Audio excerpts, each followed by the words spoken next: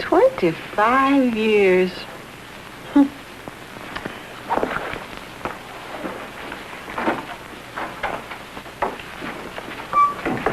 George, do you know what next Tuesday is? Next Tuesday, yeah. Oh, yeah. Do you know what it is? Yes, but do you? Oh, sure. What is it? Well, honey, you tell me. I want to just make sure that you haven't forgotten. It's our 25th wedding anniversary. Yeah, the 25th wedding anniversary. Just waiting to see, honey, if you remembered. Imagine, you and I have been married 25 years. Yep. You're a pretty lucky girl, all right. I found our old photograph album. What is this here? Oh, that's a rose from the wedding bouquet you gave me. Yeah, them artificial flowers sure do hold up, don't they? Look, our wedding picture.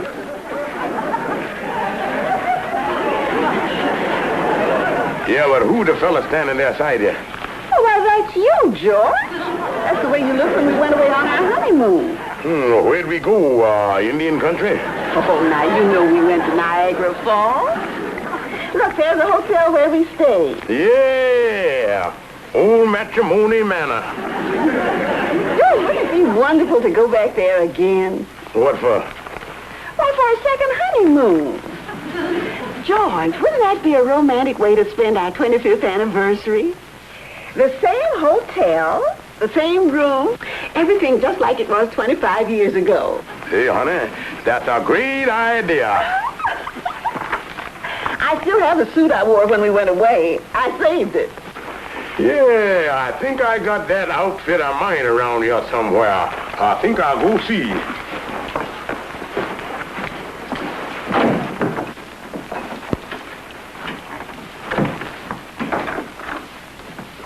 Yeah, where's that thing? Seemed like I seen it here a couple of weeks ago. There it is. Hey, let me try that thing on. All right, I'll help you.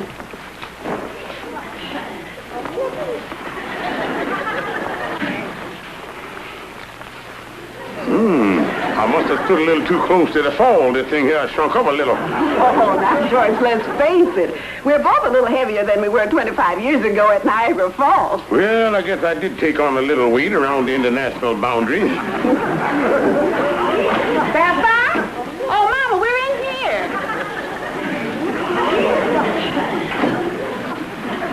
Oh, Sapphire. Oh, Mama.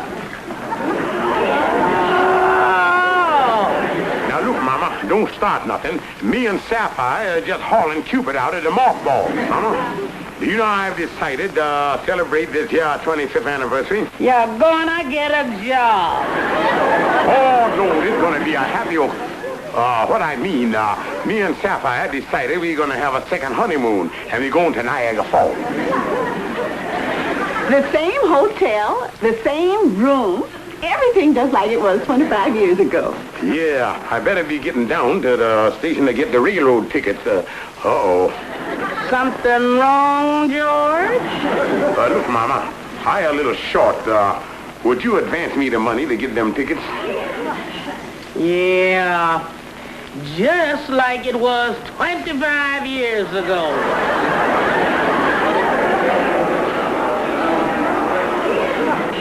This is the second honeymoon. That's the reason I want the same car and the same seats, just like it was 25 years ago. Well, though. There you are, sir. All aboard for the Honeymoon Express. Da da da da dee da da da da da da da da da da da da da dee da da da da da. Well, and if I do say so myself, I look better than I did 25 years ago. Oh, be careful, Mr. Stevens. That jacket's just basted. Yeah, I bet you had to do a major construction job to get that thing to fit. Oh, I had to add a little material, and I moved the buttons over a little. If you move them buttons over any further, you're going to have to throw them to his stomach. Oh, that's all right, boys. Go ahead and laugh it up. A fella expects a little joshing on his honeymoon, but you make sure and have these clothes ordered up by Tuesday. Oh, don't worry. They'll be ready. Yeah, I got the clothes, I got the ticket, and I got the bride. And Tuesday, me and Sapphire take off on a second honeymoon. Yeah, but Kingfish, you ain't really gonna wear that outfit, is you? And why not? Are you too old for that cakewalking outfit? Look, Andy, I wore this 25 years ago, and I can wear it again today. A man is just as young as he feels. See,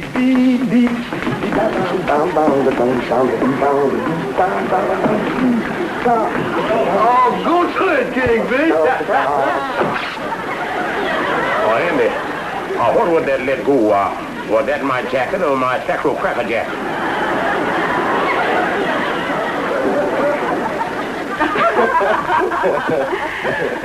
Oh, that must be George now. I'm so glad you waited until he came. I want you both to meet him. I've seen him in the hall, and he seems like such a dignified, quiet man. Hey,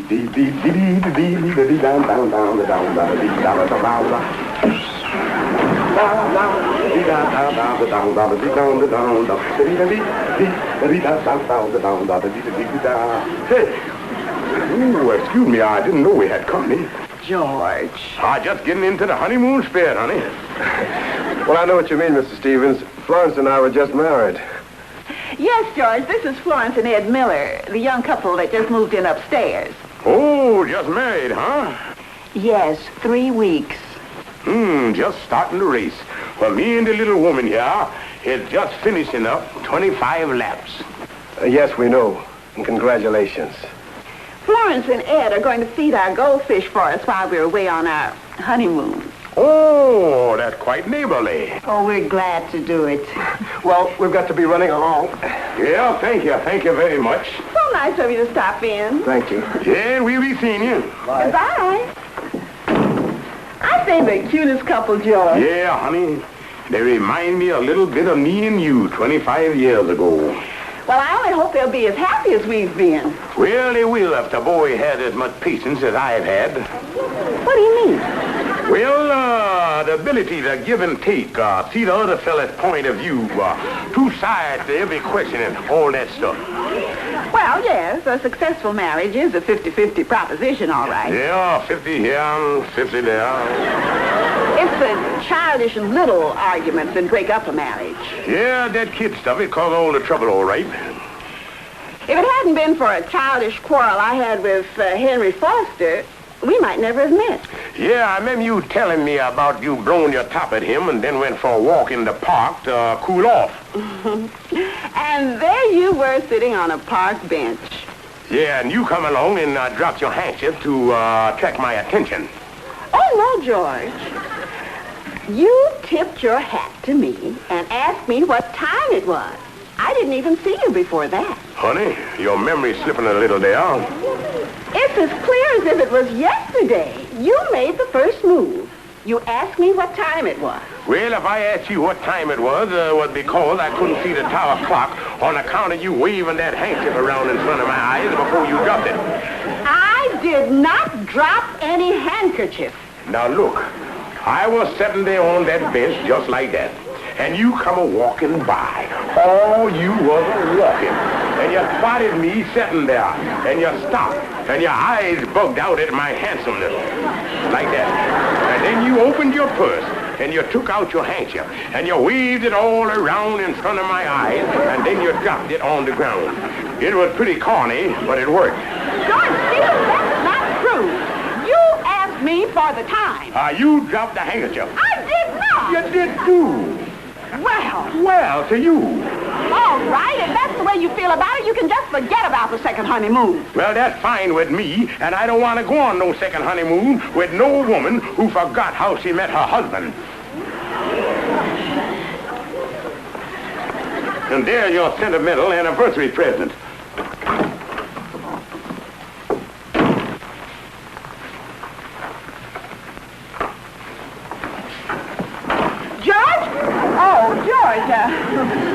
Aren't we silly arguing like this? Thanks so much for the anniversary present. A handkerchief. Yeah, a symbol of our first meeting. You get out of here and don't ever come back. Okay, Kingfish, now give me all the plain and disreputable facts of the disagreement between you and Sapphire so I can turn them over to the lawyer. Well, Calhoun, this the way it was. I bought the ticket for the second honeymoon. And I come home, and Sapphire greeted me with a smile. The plaintiff returns home to find his wife in an ugly mood. Then she give me a little kiss. The wife immediately starts nagging. There was a young couple there from upstairs. The place was jammed with vicious hoodlums. They promised to feed the goldfish. They threatened him with mayhem, assault and battery, and hit him with a fishbowl. Calhoun, will you please write down what I say? I is, Kingfish, I is. I just putting it down in legal language, that's all. Now proceed.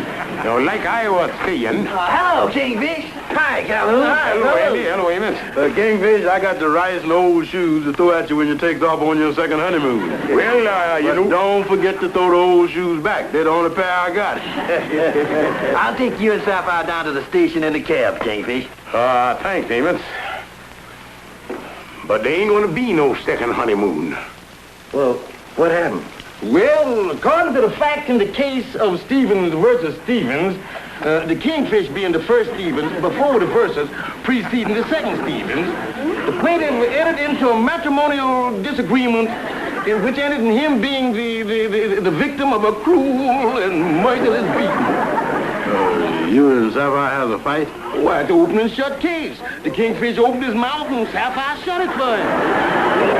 Well, everything was going along fine until the argument started about how we met.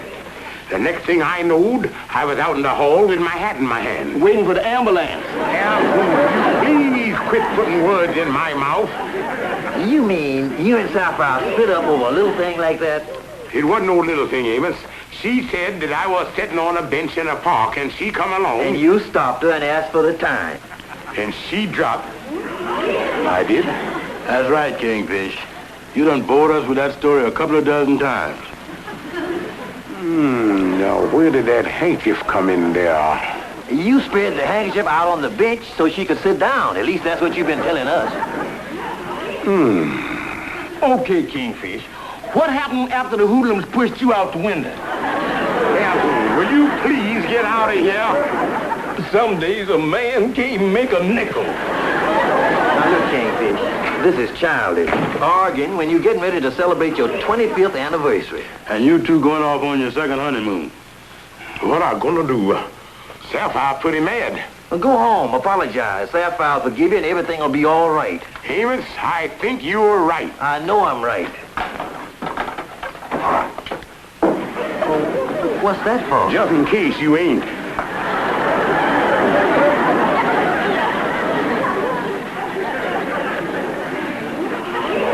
Well, honey, if you say I asked you what time it was, well, that's the way it was.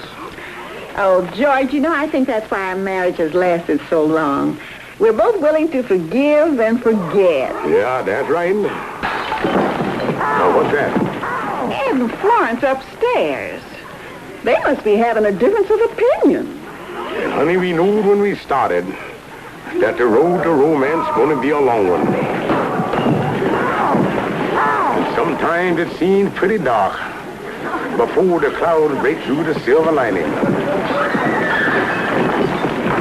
But we got to take the bitter with the better. Honey, that difference of opinion up there is doing a lot of damage down here. Yes, maybe you better go up and see what you can do about it. Yeah.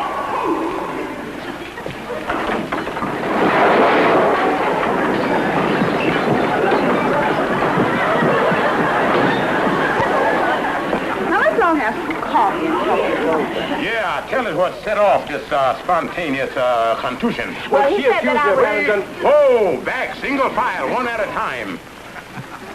Well, I guess we've been getting on each other's nerves. How? Oh, little things. It started this morning at breakfast. Yes, every time he sits down at the table, he picks up his napkin, flaps it around, and then he sticks it under his chin, and it drives me insane. How about you? The minute you pick up a piece of toast, you start scraping it. Scrape, scrape, scrape. And what about you? Now wait.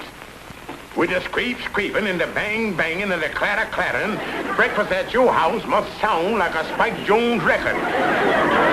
You're both being silly. Those are the childish little things you've got to overlook in a marriage. Well, I guess so. Well, they don't sound very important. Yeah, now, boy, go on, give a little kiss there and make up and live happy ever after.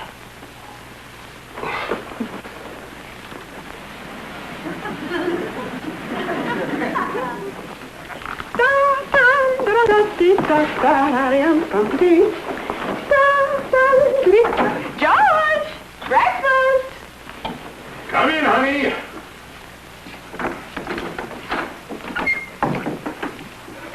Hello, Georgie! Good morning, darling.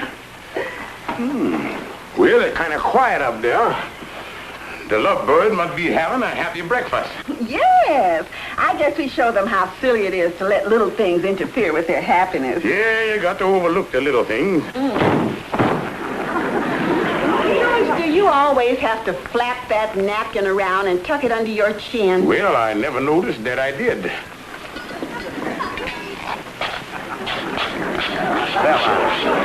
Do you have to scrape that toast like that? Well, I've done it every morning ever since we've been married. Yeah, get on a man's nerve with that scrape, scrape, scrape.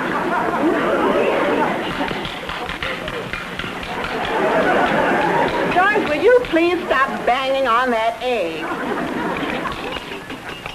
And you have to make all that racket when you stir with that clatter, clatter, clatter. You do plenty of things that get on my nerves. Like what? Well, for years, you've used our clean towels to shine your shoes. Yeah, and you do a lot of things to annoy me, too. Like what? Well, by hanging your stockings all over the bathroom. Sometimes there's so many of them I can't get to the tub. Well, what about the way you squeeze the toothpaste tube? Yeah, and what about the way you leave your hairpins scattered all over the house?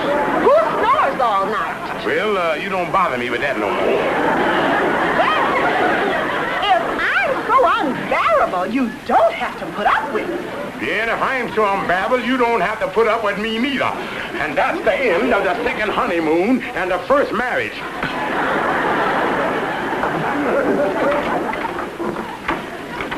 And you dropped the handkerchief.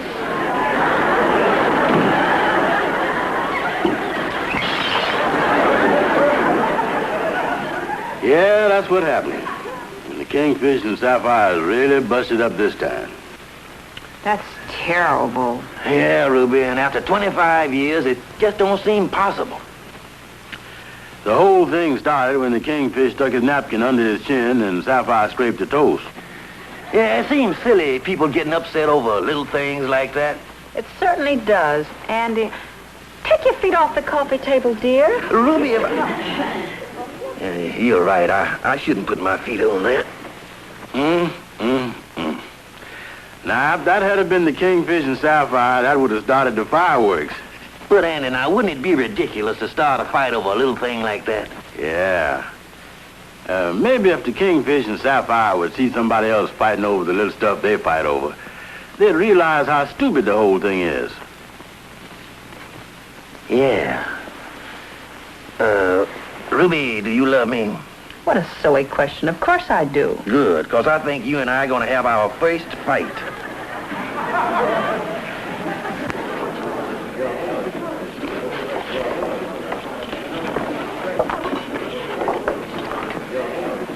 Are you sure Sapphire's coming? Yes, when I invited her, I told her to be here at 7:45. Well, I told the Kingfish 8 o'clock. I wouldn't want them to meet outside or they'd never come in. Oh, hello, Sapphire. Hello, Amos. Hello, Ruby. Would you sit down? Oh, thank you. It's awfully nice of you to invite me out tonight. It would have been kind of hard staying home alone, especially tonight. Oh, yes, and this would have been your 25th anniversary. Yes, if it hadn't been for that stupid, stubborn... Oh? I done lost my appetite. I'll see you later. Sit down, Kingfish. I will if I can sit with my back to the table. Now, you stop that. If you don't want to talk to Sapphire, you don't have to. Well, that's fine with me, because I certainly don't want to talk to him.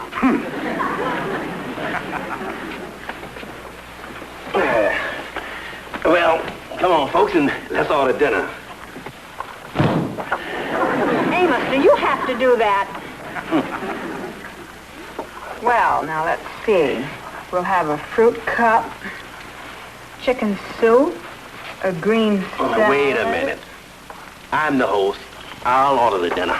You always order the dinner, and you never get anything anyone likes. I never had any complaints. Well, I'm complaining. Well, if you don't like what I order, you don't have to eat. Are you asking me to leave the table? Suit yourself. Very well. I'll be happy to, and if I never... Hold on, ya. What's going on? I've had just about all I can stand of these pesky little things.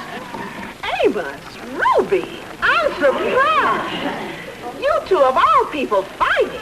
What's so surprising about it? You and George fight, don't you? Well, that's something different. Well, what's so different about it? You fight over little things, we fight over little things.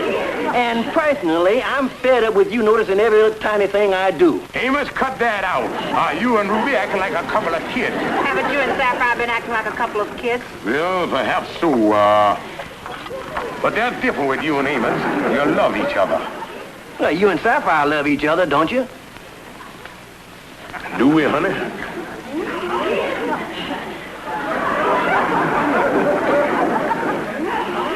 Of course we love each other. And we've been married 25 years today, and we're going on our second honeymoon. Sapphire, we better hurry or we're going to miss our train. We'll make it, George. We'll see you in a couple of weeks, and don't fight no more. Oh, George, I'm so happy. Yeah, and I'm happy too, honey. And everything's going to be all right now. I done forgot my glasses. Well, I'll go get them for you.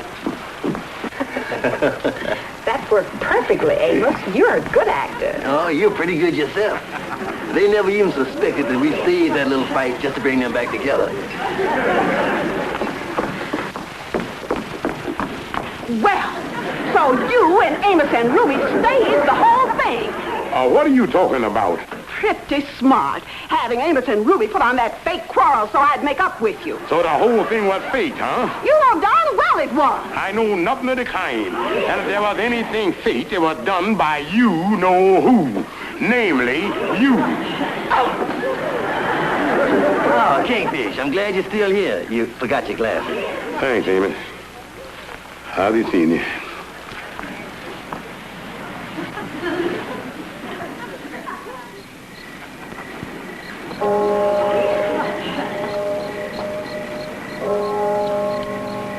Pretty late to be out, Dad. You better be getting home. I can't go home.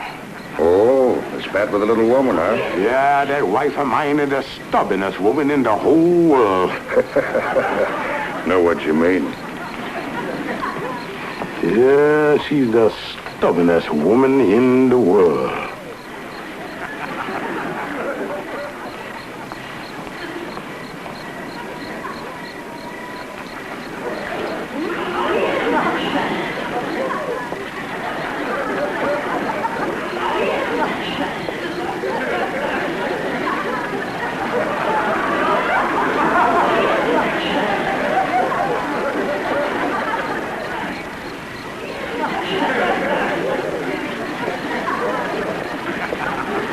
Excuse me, but you dropped your handkerchief. Oh, thank you. By the way, beautiful, what time is it?